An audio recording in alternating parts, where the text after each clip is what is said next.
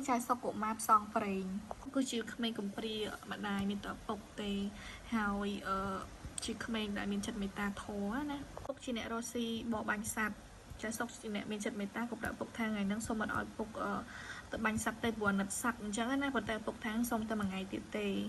នៅពេលទៅដល់ក្នុងព្រៃគឺបបបាញ់សត្វអត់បានសោះក៏ទៅសម្រាកក្រោមដើមឈើក្បែរមាត់ជ្រុះមួយសម្រាប់ទៅឃើញសត្វក្តាន់មួយឪពុករបស់ចៅសុកឈ្មោះថានិផានក៏បានបាញ់ទិញព្រួចបាញ់ទៅសត្វក្តាន់ហ្នឹងទៅប៉ុន្តែចៅសុកក៏ខាត់ថាកុំឲ្យបាញ់ដោយសារតែអាណិតអញ្ចឹងណាប៉ុន្តែឪពុកនឹងថាបើអត់បាញ់អត់មានមហូបហូបទេថ្ងៃហ្នឹងចៅសុកក៏ធ្វើមុខសពូនទៅដោយសារខាត់ឪពុកអត់បានក៏បាញ់បានសត្វក្តាន់ហ្នឹងទៅបាញ់ចំពោះកន្លែងនេះអញ្ចឹងណាសត្វក្តាន់ភ័យក៏រត់បាត់ទៅប៉ុន្តែឪពុកនឹងដឹងថាក្តាន់វារត់ទៅណាមិនឆ្ងាយទេក៏បានដាក់កូនលើកហើយរត់ដេញតាមអាសត្វក្តាន់ហ្នឹងណារត់ដេញទៅក៏ឃើញសត្វក្តាន់មកបបោះអាយកូនដោយសារតែវាមកផ្ដាំកូនវាជាលើកចុងក្រោយអញ្ចឹងណាសត្វក្តាន់ជាម្ដាយហ្នឹងក៏មកលាកូនជាលើកចុងក្រោយអញ្ចឹងណាលាហើយក៏ស្លាប់បាត់ទៅចំណែកចៅសុកជាមួយនឹងនីផានក៏មកមើលសត្វក្តាន់ហ្នឹងណាចៅសុកនេះក៏អាណិតចិត្តកូនក្តាន់នេះដោយសារតែយល់អារម្មណ៍ដៃកំព្រាម្ដាយដូចគ្នាអញ្ចឹងណាហើយក៏បានប្រាប់កូនក្តាន់ថានឹងយកកូនក្តាន់ទៅមើលថែធ្វើជាពួកម៉ាក់បាត់ភ័ក្រនឹងគ្នាអញ្ចឹងណានឹងដែរវាដូចជាមានរឿងដ៏ចម្លែកកើតឡើងគឺមានសត្វព្រៃទាំងអស់មានខ្លាមានដំរីមានសត្វសាហាវមកព័ទ្ធជុំវិញផែនជាមួយនឹងនេះផែនជាមួយនឹងកូនរបស់គាត់អញ្ចឹងណាដំរីហ្នឹងវាមានគំនុំថាដោយសារតែនេះផែនមកបបាញ់ក្នុងព្រៃហ្នឹងគឺសម្រាប់មិត្តភ័ក្តិបងប្អូនពូជម្បូរសត្វវាហ្នឹងច្រើនអញ្ចឹងហើយក៏លើកនេះផែនហ្នឹង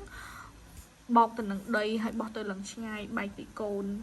ខ្លួនឯងបោះមកឆ្ងាយហើយគាត់ក៏ស្លាប់បាត់នៅក្នុងព្រៃទៅពូចៅសុកវិញគឺសត្វអត់ធ្វើបាបទេដោយសារតែពួកវាដឹងថាចៅសុកជាក្មេងដែលល្អមិនបានមានចិត្តគំនិតថានឹងសម្រាប់ពួកវាអញ្ចឹងណាហើយកូនក្តាន់ទៅជាមិត្តហ្នឹងក៏បំផ្លាយឈើយកមកឲ្យ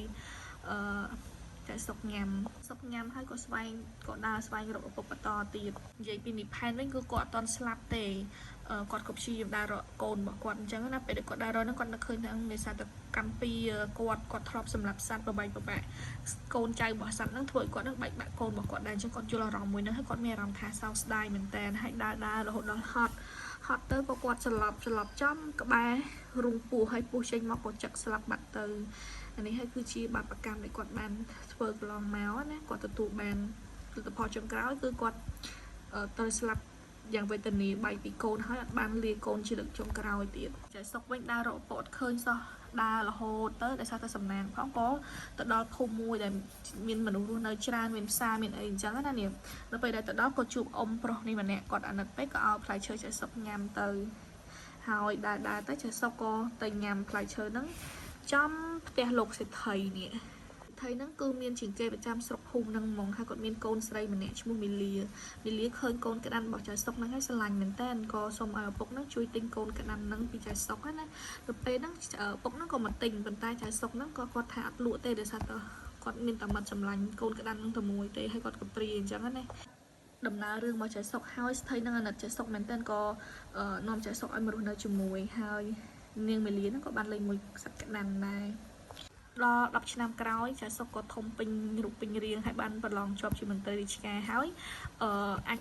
ឲ្យលោកសេដ្ឋីពឹងពាក់អាស្រ័យបានអញ្ចឹងណាហើយលោកសេដ្ឋីក៏បានផ្សំផ្គុំចៅសុកជាមួយនឹងកូនរបស់គាត់មីលាធ្វើជាប្តីប្រពន្ធនឹងគ្នារៀបការជាប្តីប្រពន្ធហើយមើលថែលោកសេដ្ឋីហើយកូនក្តាន់ក៏ធំពេញវ័យដែរសរុបមកវិញក្នុងសាច់រឿងហ្នឹងគឺចង់និយាយថាធ្វើល្អបានល្អធ្វើអាក្រក់បានអាក្រក់បើយើងធ្វើល្អបុណ្យទេវតានឹងតាមថែរក្សាយើងបើយើងធ្វើអាក្រក់ថ្ងៃណាមួយយើងនឹងជួបរឿងអាក្រក់រឿងឈឺចាប់យើងសាងអីថ្ងៃក្រោយយើងនឹងទទួលបានអារម្មណ៍នឹងទៅវិញអញ្ចឹងក្នុងការរស់នៅយើងព្យាយាមធ្វើរឿងល្អសាងអំពើល្អឲ្យបានច្រើនព្រោះចុងក្រោយនៅជីវិតរបស់យើងអាចយកអីទៅបានក្រៅពីបុណ្យហើយនឹងបាបទេ